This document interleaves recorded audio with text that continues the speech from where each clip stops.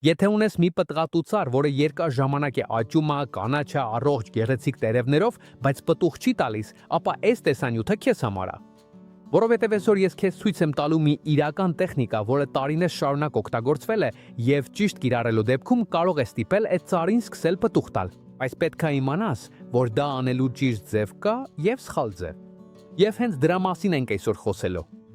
Այս ալիքում մենք կիսվում ենք իրական տեխնիկաներով, որոնք հիմնված են փորձի վրա եւ այն ամենի վրա, ինչը իսկապես աշխատում է գործնականում մեր ծառերի բերքատվությունը բարելավելու համար։ Այնինչ այսօր պատրաստում եմ բացատրել քեզ, մի բան է, որ շատերի հետ է պատահում։ Նրանք ունեն լիմոնի ծառ, նարնջենի, նույնիսկ ավոկադո, որը տարիներ շարունակ տնկված է։ Ծառը աճում է, նոր տերևներ է տալիս, ուժեղ է երևում, առողջ է երևում, բայց չի ծաղկում կամ շատ քիչ է ծաղկում եւ պտուղ չի կապում։ Եվ առաջի բանը, որ սովորաբար մտածում են, այն է, որ պարարտանյութ է պակասում, ջուր է պակասում կամ ծառը ինչ-որ խնդիր ունի, բայց շատ հաճախ դա այդպես չէ։ Շատ հաճախ ծառը չափազանց հարմարավետ է զգում իրեն, եւ երբ ծառը չափազանց հարմարավետ է, աճում է, բայց պտուղ չի տալիս։ Ահա այստեղ է, որ գործի ադրվում են տեխնիկան, որի մասին այսօր խոսելու ենք, հայտնի որպես օղակաձև կտրում կամ գծային կտրում, կախված ծառի տեսակից։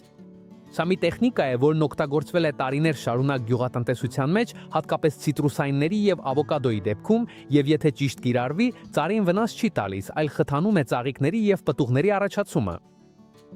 Մին շարունակելը ուզում եմ մի կարևոր բան պարզաբանել, բայց առանց որևէ մեկի ոգևորությունը խլելու։ Այս տեխնիկան լավագույն արդյունքներն է տալիս այն ծառերի դեպքում, որոնք արդեն ձևավորված են, ունեն կառուցվածք եւ ըստ տարիքին ու չափին պետք է արդեն պտուղ տային։ Շատ երիտասարդ ծառերի դեպքում ծառը դեռ կենտրոնացած է աճի վրա, ճյուղեր եւ արմատներ ձևավորելու վրա։ Բայց երբ ծառը արդեն զարգացած է, բայց միևնույնն է պտուղ չի տալիս, հենց այստեղ է, որ այս տեխնիկան իսկապես տարբերություն է ստեղծում։ Հիմա բացատրենք, թե ինչի մեջ է կայանում օղակաձև կամ գծային կտրումը։ Ցիտրուսային ծառերի, օրինակ կիտրոնի կամ նարնջի դեպքում դա նշանակում է շատ բարակ օղակաձև կտրված քանել ճյուղի կեղևի վրա։ Դա խորը կտրվածք չէ, դա ճյուղը կտրելը չէ, պարզապես կեղևն է հանվում։ Դա շատ նման այն կտրվածքին, որը անում ենք օդային շերտավորումը կատարելիս։ Եվ դա պատահական չէ, որովհետև սկզբունքը ճիշտ նույնն է։ Հիմա ուզում եմ, որ շատ ուշադիր լինես հետևյալին, որովհետև սա տեսանյութի ամենակարևոր կետերից մեկն է եւ այն տեղը, որտեղ մարդիկ ամենաշատն են սխալվում։ Այս տեխնիկան չի կիրառվում ծառի բոլոր ճյուղերի վրա եւ չի արվում աչքով, այլ համամասնությամբ։ Ընդհանուր կանոնը պարզ է, առավելագույնը ծառի ճյուղերի մոտավորապես 50%-ն է մշակվում, երբեք բոլորը։ Կբերեմ պարզ օրինակներ, որպեսզի շփոթություն չլինի։ Եթե քո ծառը ունի 4 հիմնական ճյուղ, ճիշտը դա անելն է 2 ճյուղի վրա։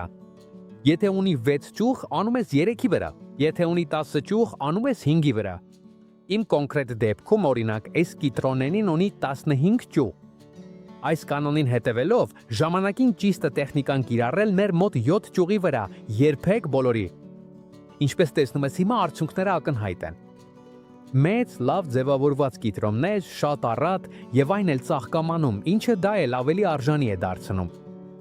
Այս դեպքում այլևս անհրաժեշտ չէ շարունակել տեխնիկան կիրառելը, որովհետև ծառը արդեն արձագանքել է։ Անղեղնաշարը արվել է ժամանակին, ծառը ճիշտ է արձագանքել եւ հիմա բնական ձևով պտուղ է տալիս։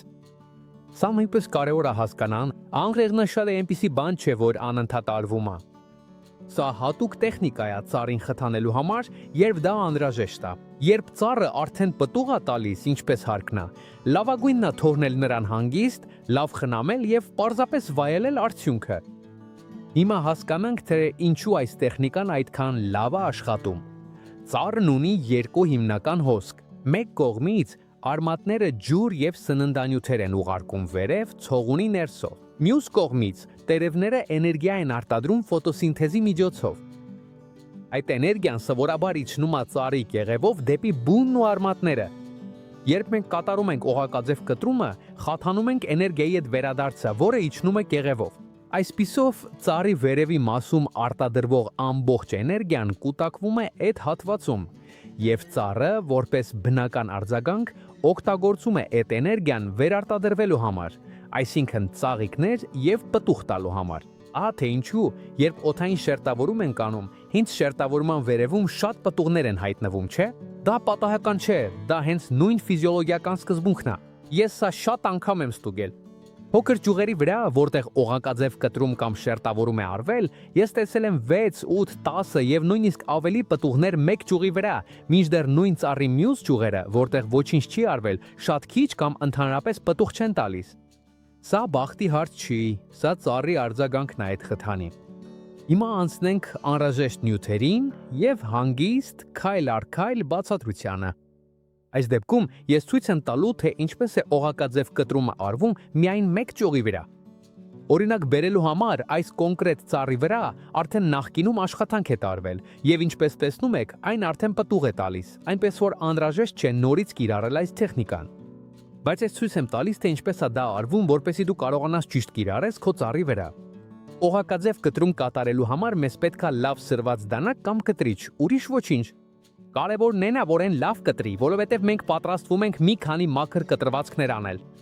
Օղակաձև կտրումը շատ պարզ է։ Ճյուղի շուրջը երկու զուգահեռ կտրվածք է արվում ամբողջությամբ շրջապատելով են, այսինքն ձևավորելով ճյուղի ամբողջական օղակ։ Այս երկու կտրվածքները պետք է իրարից մոտ կես սանտիմետր, մոտ 5 մմ հեռավորության վրա լինեն։ Պետք չէ որ դա ճշգրիտ լինի, դա պարզապես հղում է։ Այդ հեռավորությունը բավական է, Երբ արդեն երկու կտրվածքներն արել ենք, ապա պետք է հանել նրանց միջև մնացած ամբողջ կեղևը։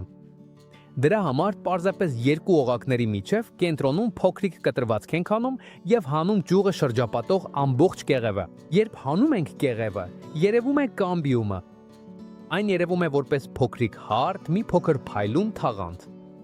Անինչ տեսնում ենք, հենց դա էլ փնտրում ենք։ Ստեղ շատ կարևոր է դա լավ հասկանալ։ Փայտը չենք կտրում, փայտը չենք քերում, ինչպես կարվեր օդային շերտավորման ժամանակ։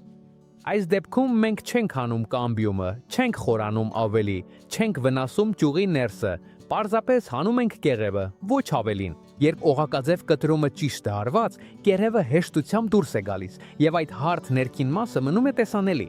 Այդտեղ մենք հասկանում ենք, որ օղակաձև կտրումը ճիշտ է կատարված։ Երբ արդեն օղակը պատրաստ է եւ կեղևը հանված է, որպեսի խուսափենք սնկային վարակներից կամ այդ վերքի վրա սունկ առաջանալուց, կարող ենք մի քիչ աղացած դարչին քսել, եթե այն ունենք ձեռքի տակ։ Եվ եթե դարչին չունենք, բացարձակապես ոչինչ չի պատահի։ Կարող ենք նաեւ ալոե վերաօգտագործել, որը օգնում է խոնավացնել կտրվածքը եւ նպաստում է սպիացման կոշտուկի ձևավորմանը։ Դրանից հետո այլևս ոչինչ պետք չի անել։ Չի կապվում, չի փակվում, բացարձակապես ոչինչով չի ծածկվում։ Ծառն ինքը քո օգա մնացածի մասին։ Եվ այս ամենով դու արդեն ունես ամեն անհրաժեշտ բան, որպեսզի այն պտղատու ծառը, որը չէր ուզում պտուղ տալ, սկսի ծաղկել եւ պտուղ տալ, ինչպես երբեք, կիրառելով մի պարզ, արդյունավետ եւ ճիշտ օգտագործվող տեխնիկա օղակաձև կտրումը։